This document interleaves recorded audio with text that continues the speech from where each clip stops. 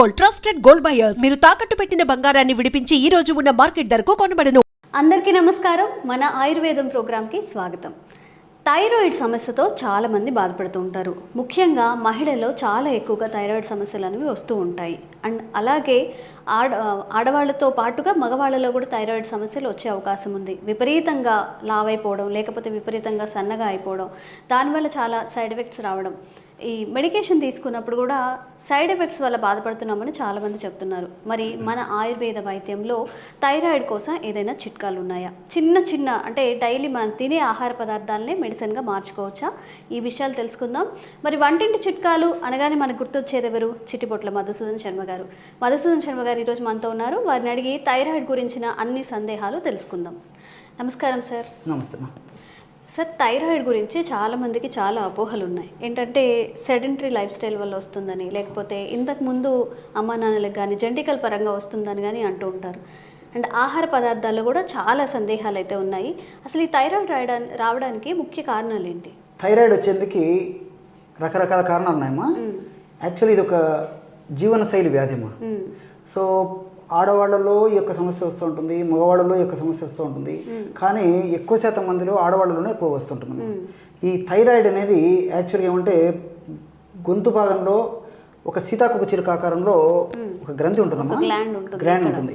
ఆ గ్రాండ్ పని సమర్థత లేకపోతే ఆ యొక్క పరిస్థితిని థైరాయిడ్ సమస్య అంటారమ్మా. ఇది తక్కువగా పనిచేస్తే కొన్ని సమస్యలు వస్తాయి, ఎక్కువగా పనిచేస్తే కొన్ని సమస్యలు వస్తాయమ్మా. కాబట్టి ఆ గ్రంథి ఆ వయస్సుకు తగినట్లు, అంటే శరీర వయస్సు, శరీర బరువు, శరీర ప్రకృతిని తగినట్లు ఆ యొక్క స్రావాలు, హార్మోన్స్ కరెక్ట్గా ఉత్పత్తి చేస్తుంటే శరీరం కూడా తన పని తను చేసుకుంటూ ఉంటుందమ్మా.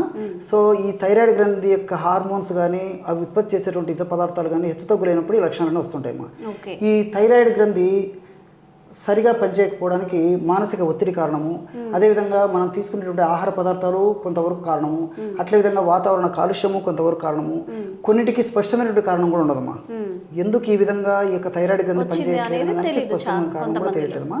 కొంతమందికి పోషకాహార లోపం, ముఖ్యంగా కొంతకాలంటే ప్రోటీన్స్ తక్కువ కావడం వల్ల కూడా, ప్రోటీన్ ఆహారం సరిగ్గా తీసుకోకపోవడం చేత కూడా ఈ సమస్య వస్తూ ఉంటుందమ్మా. సో ఈ యొక్క థైరాయిడ్ గ్రంథి ఇంతకుముందే చెప్పినట్లు ఎక్కువగా పనిచేసినా కొన్ని ఇబ్బందులు ఎదురవుతాయి, తక్కువగా పనిచేసినా కొన్ని ఇబ్బందులు అవుతాయి. థైరాయిడ్ గ్రంథి తక్కువగా పనిచేసినప్పుడు థైరాయిడ్ గ్రంథి నుంచి తక్కువ హార్మోన్స్ ఉత్పత్తి అవుతుంటాయమ్మా, థైరాయిడ్ హార్మోన్స్. దీన్ని హైపోథైరాయిడిజం అంటారమ్మా. హైపోథైరాయిడిజం. హైపో అంటే తక్కువ, థైరాయిడిజం అంటే థైరాయిడ్ నుంచి ఉత్పత్తి అయ్యేటువంటి పరిస్థితి అని చెప్పేసి. థైరాయిడ్ నుంచి ఉత్పత్తి అయ్యేటువంటి థైరాయిడ్ హార్మోన్ తక్కువ ప్రమాణంలో ఉత్పత్తి కావడం చేత ఉండేటువంటి పరిస్థితి ఏదైతే ఉందో దాన్ని హైపోథైరాయిడిజం అంటారమ్మా. రెండవది హైపర్ థైరాయిడిజం. హైపర్ అంటే ఎక్కువగా అనేటువంటి అర్థం. థైరాయిడ్ గ్రంథి అవసరాలకు మించి ఎక్కువగా పనిచేసినప్పుడు దాని నుంచి ఎక్కువ స్రావాలు, ఎక్కువ హార్మోన్స్ ఉత్పత్తి అవుతాయమ్మా. దాన్ని హైపర్ థైరాయిడిజం అంటారు అనమాట. హైపర్ అంటే ఎక్కువగా అనేటువంటి అర్థం. కాబట్టి ఇక్కడ ఆయుర్వేదంలో ఉన్నటువంటి విచిత్రం ఏంటంటే మా హైపోథైరాయిడ్ కానీ హైపర్ థైరాయిడ్ కానీ రెండింటికి ఒకటే మందు, రెండింటికి పరిస్థితిని చక్కదిస్తున్నామా. అది ఆయుర్వేద వైద్యం యొక్క ప్రత్యేకత. ఇప్పుడు ఇంగ్లీష్ వైద్యంలో అయితే హైపోథైరాయిడ్కి సపరేట్ మెడిసిన్స్ ఉంటాయి, హైపర్ థైరాయిడ్కి సపరేట్ మెడిసిన్స్ ఉంటాయమ్మా. కానీ ఆయుర్వేద వైద్య విధానంలో మాత్రము ఏ రకమైన థైరాయిడ్ అయినప్పటికీ మనం తీసుకునేటువంటి ఆ యొక్క మెడిసిన్ థైరాయిడ్ గ్రంథి యొక్క పనితీరు ఎక్కువగా ఉంటే నార్మల్ చేసేస్తుంది, తక్కువగా ఉన్నా నార్మల్ చేసేస్తుంది. అది గొప్పతనం. కాబట్టి రెండవది ఏంటంటే సైడ్ ఎఫెక్ట్స్ ఉండవు, సైడ్ బెనిఫిట్స్ ఉంటాయి, క్షేమదాయకంగా పనిచేస్తుంది. భవిష్యత్తులో కూడా ఎక్కువ రోజులు వాడినప్పటికీ ఎలాంటి ప్రాబ్లమ్స్ ఉండవమ్మా. అలాంటి అనేక రకాలైనటువంటి ఔషధాలు ఉన్నాయమ్మా. వాటిల్లో మరి అద్భుతమైనటువంటి అనుభవపూర్వకమైనటువంటి అందరికీ తెలిసినటువంటి మన ఇంట్లో ఉండేటువంటి వంటింటి దినసులతోనే ఒక మంచి ఫార్ములా చెప్తానమ్మా. చాలా అద్భుతంగా పనిచేస్తుంది. ఎంతోమంది వాడి సత్ఫలితాలు పొంది చక్కటి ఫీడ్బ్యాక్ ఇచ్చిన తర్వాతనే మరి మీరు అడిగారు కాబట్టి మన ప్రేక్షకుల కోసం వాళ్ళకందరికీ కూడా నేను తయారు చేసి కూడా చూపిస్తానమ్మా. ఓకే డాక్టర్ గారు, దీనికన్నా ముందు ఒక చిన్న సందేహం. థైరాయిడ్ ఉన్న వాళ్ళలో క్యాబేజ్, కాలీఫ్లవర్ ఇవన్నీ తినొద్దు అని చెప్తుంటారు. నిజంగా వాటిని అవాయిడ్ చేయాల్సిన ప్రాధాన్యత ఉందంటారా? నిజంగా చాలా చాలా మంచి ప్రశ్నమ్మా. నిజంగా దైనందిన జీవితంలో మా ప్రాక్టీస్కు వచ్చేటువంటి పేషెంట్స్లో కూడా థైరాయిడ్ పేషెంట్స్ చాలా మంది అడుగుతుంటారమ్మా. మరి మీరు చాలా మంచి ప్రశ్న అడిగారమ్మా. ఇది మరి వేలాది మందికి, లక్షలాది మందికి కూడా ఈ యొక్క సందేహం నివృత్తి అయ్యడానికి ఉపయోగపడుతుంది. ఈ క్యాబేజీ, క్యాలీఫ్లవర్, సోయా థైరాయిడ్ వాళ్ళు వాడకూడదని చెప్పేసి కొంతమంది, వాడొచ్చు అని చెప్పేసి కొంతమంది, రకరకాల అపోహలు, అనుమానాలు, సందేహాలు ఉన్నాయమ్మా. దీంట్లో క్లారిటీ చాలా మందికి లేదమ్మా. సో వాటికన్నిటికి నేను క్లారిటీ చేస్తాను తల్లి. సో ఈ యొక్క క్యాబేజీ, క్యాలీఫ్లవరు, అదేవిధంగా సోయాబీన్స్లో గాయిట్రిన్స్, అదేవిధంగా థయోసైనైడ్స్, ఫ్లేవనాయిడ్స్ అని చెప్పేసి రసాయన పదార్థాలు ఉంటాయమ్మా. గాయిట్రిన్స్, థయోసైనైడ్స్, ఫ్లేవనాయిడ్స్ ఈ మూడు పదార్థాలు ఉంటాయి. అంటే క్యాబేజీలు ఉంటాయి, క్యాలీఫ్లవర్లు ఉంటాయి, సోయాలు ఉంటాయి. కానీ ఈ యొక్క గాయిట్రిన్స్ వచ్చేసి అయోడిన్ని థైరాయిడ్ గ్రంథి దగ్గరికి పోనివ్వకుండా అడ్డుకుంటాయమ్మా. అదేవిధంగా ఈ ఫ్లేవనాయిడ్స్ వచ్చేసి థైరాయిడ్ హార్మోన్ సరిగ్గా ఉత్పత్తి చేయకుండా ఫ్లేవనాయిడ్స్ ఇది చేస్తాయి. తర్వాత మూడోది వచ్చేసి థయోసైనైడ్స్ అమ్మా. థయోసైనైడ్స్ ఆ థయోసైనైడ్స్ మెదడులో టీఎస్హెచ్ అని చెప్పేసి ఒక హార్మోన్ ఉత్పత్తి అవుతుందమ్మా. ఆ హార్మోన్ థైరాయిడ్ స్టిమ్యులేటింగ్ హార్మోన్ సరిగా ఉత్పత్తి కాకుండా ఆ ఉత్పత్తి అయినటువంటి హార్మోన్ కూడా థైరాయిడ్ గ్రంథిని చేరకుండా అడ్డుకుంటుందమ్మా. సో థయోసైనైడ్స్ కాబట్టి గాయిట్రిన్స్ థైరాయిడ్ గ్రంథిని దెబ్బతీస్తాయి, థయోసైనైడ్స్ ఈ థైరాయిడ్ గ్రంథిని దెబ్బతీస్తాయి. అందులో ఉన్నటువంటి ఫ్లావనాయిడ్స్ ఈ క్యాబేజీ, క్యాలీఫ్లవరు, సోయాలు ఉన్నటువంటి ఈ ఫ్లేవనాయిడ్స్ కూడా థైరాయిడ్ గ్రంథిని దెబ్బతీస్తాయమ్మా. కానీ ఇక్కడ మనం ఆలోచన చేయాల్సింది ఏంటంటే ఉడికించినప్పుడు, వేడి చేసినప్పుడు, ఉడికించినప్పుడు ఇందులో ఉన్నటువంటి గాయిట్రిన్స్, ఫ్లేవనాయిడ్స్, థయోసైనైడ్స్ తగ్గిపోతాయమ్మా, నశించిపోతాయమ్మా. కాబట్టి ఉడికించినటువంటి పదార్థాలు కొద్దో గొప్ప ఎప్పుడో ఒకసారి వాడుకోవడం వల్ల ఇబ్బంది ఉండదు. కానీ మరీ పూర్తిగా నోరు కట్టుకుని అవాయిడ్ చేయాల్సినటువంటి అవసరం అయితే లేదమ్మా. ఇప్పుడు మనం క్యాబేజీ పచ్చివి తీసుకోము, సోయా పచ్చివి తీసుకోము, క్యాలీఫ్లవర్ పచ్చివి తీసుకోము, ఇవన్నీ ఉడకబెట్టే కదమ్మా తీసుకునేది.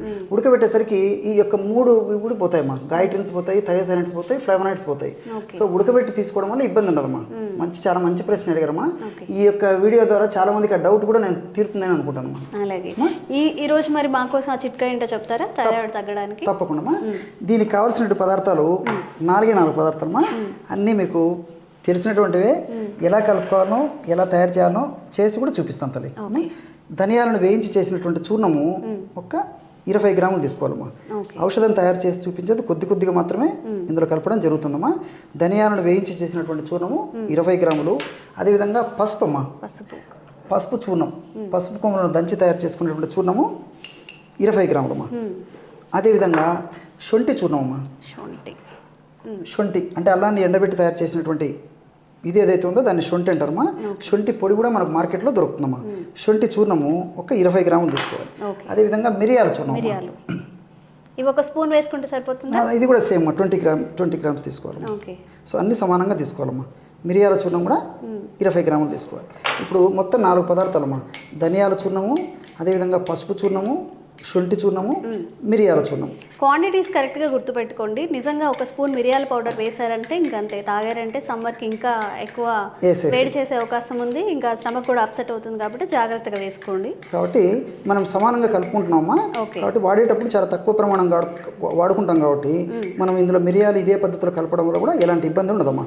చూడండి అమ్మా, బ్రహ్మాండమైనటువంటి ఈ థైరాయిడ్ గ్రంథి పనితరాన్ని సమర్థవంతంగా చేసేటువంటి అద్భుతమైనటువంటి పౌడర్ రెడీ అయిపోయింది. ఓకే, కాంబినేషన్లో మంచిగా పనిచేస్తాయండి పసుపు, ధనియాలు, మిరియాలు, ఇంకా శొంఠి. సో అంటే విడివిడిగా తీసుకుంటే తీసుకోలేము కానివ్వండి. ఒక థైరాయిడ్కి నిజంగా చెప్పండి, ఎంతమంది థైరాయిడ్ వ్యాధి బారిన పడుతున్నారు. చాలామంది మెడికేషన్ యూజ్ చేసినందువల్ల మళ్ళీ దానివల్ల సైడ్ ఎఫెక్ట్స్ వచ్చాయని చాలామంది బాధపడే వాళ్ళు కూడా ఉన్నారు. కాబట్టి ఇవన్నీ మనం వంటింట్లో యూజ్ చేస్తాం. పసుపు యూజ్ చేస్తాం, ధనియాలు, శొంఠి, మిరియాలు డిఫరెంట్గా వంటింట్లో ఎక్కువగా యూజ్ చేస్తూ ఉంటాం. కాబట్టి వాటన్నిటిని ఇట్లా ప్రీమిక్స్ కనుక చేసుకుంటే మిరియాల విషయంలో క్వాంటిటీని తప్పకుండా ఫాలో అవ్వండి. ఎక్కువ వేసుకున్నా కానీ కొంచెం మంటగా, లేకపోతే కడుపులో యాసిడిటీ ఫామ్ అవ్వడం, మళ్ళీ ఎఫెక్ట్స్ అయ్యే అవకాశం ఉంటుంది. కాబట్టి మిరియాల విషయంలో కాస్త జాగ్రత్త తీసుకోండి. అలాగే ప్రీమిక్స్ చేసేసుకొని ఒక గ్లాస్ బాక్స్లో స్టోర్ చేసి ఎలా వాడుకోవాలో చెప్తాను, యూజ్ చేసుకోవచ్చు. ఈ విధంగా తయారు చేసి పెట్టుకోవాలమ్మా. ఈ విధంగా తయారు చేసి పెట్టుకున్న తర్వాత డైలీ డోసెస్ ఎలా తీసుకోవాలి? రోజు 2 టైమ్స్ వాడుకోవాలమ్మా. వాటర్లో మిక్స్ చేసుకోవాలి. రోజు ఉదయం ఆహారానికి ఒక అరగంట ముందు, రాత్రి ఆహారానికి ఒక అరగంట ముందమ్మా ఈ 4 పదార్థాలు కలిపి తయారు చేసుకున్నటువంటి చూర్ణం. మీరు చాలా మంచి వీళ్ళను ఎడ్యుకేట్ చేశారమ్మా పబ్లిక్ని. ఎందుకంటే మిరియాలు ఘాటైనటువంటి పదార్థము, శొంఠి ఘాటైన, తెలియక అన్ని ఈక్వల్ క్వాంటిటీ వేసుకుంటే మళ్ళీ ఘాటుగా ఉండే అవకాశం. కాబట్టి కేవలం 1 గ్రామ్ తీసుకుంటే సరిపోతుందమ్మా. 1 గ్రామ్ అమ్మా. 1 గ్రామ్ ఒక డోస్కి 1 to 1.5 గ్రామ్ వరకే వాడుకోవాలన్నమాట. సో ఒక 50 మిల్లీలీటర్ల నీళ్లు తీసుకొని 50 మిల్లీలీటర్ల నీళ్ళలో 1 to 1 గ్రామ్ పౌడర్ కంటే ఎక్కువ కూడా అవసరం ఉండదమ్మా. చూడండి అమ్మా, ఒక అర నిమిషం లోపే ఈ పదార్థం అంతా నీళ్ళలో కరిగిపోతుంది, చాలా అద్భుతంగా తయారైపోతుంది. సో థైరాయిడ్ సమస్యకి చాలా అద్భుతమైనటువంటి పానీయం రెడీ అయిపోయింది. ఒక్క శొంఠి తప్ప ధనియాలు, మిరియాలు, పసుపు అనేవి మనం మసాలా దినుసులుగా యూజ్ చేస్తాము, ఎక్కువ కూరల్లో కూడా యూజ్ చేస్తాము. చూడండి, మనం తినే ఆహారమే మనకి దివ్య ఔషధాలుగా కూడా పనిచేస్తుంది. ఆహారమే మెడిసిన్ అని కూడా అంటారు. కాబట్టి జంక్ ఫుడ్, బయట దొరికే ఫుడ్, ఆయిల్స్ అవన్నీ అవాయిడ్ చేసుకొని కొంచెం ఇలా మన ఆరోగ్యం గురించి చిన్న చిన్న చిట్కాలు పాటిస్తే మన హెల్త్ని సెట్ చేసుకోవచ్చు. డాక్టర్ గారు, ఇందులో కొంచెం మిరియాలు కూడా యాడ్ చేసాం కాబట్టి డైరెక్ట్గా ఇలా తాగలేని వాళ్ళు కొంచెం హనీ కానీ బెల్లం కానీ యాడ్ చేసుకోవచ్చా ఈ వాటర్లో? చాలా మంచి ప్రశ్నమా. ఈ వాటర్లో యాడ్ చేసుకోవచ్చుమా, తేనె యాడ్ చేసుకోవచ్చు. అలా లేకపోతే మనం ఆల్రెడీ పౌడర్ తయారు చేసి పెట్టుకుంటాం కదమ్మా, ఇదే పౌడరు 1 గ్రామ్ పౌడర్ తీసుకొని తగినంత తేనెతో కలిపేసి డైరెక్ట్ కూడా తీసుకోవచ్చు.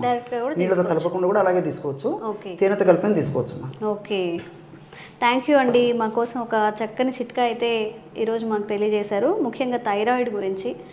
Thank you so much.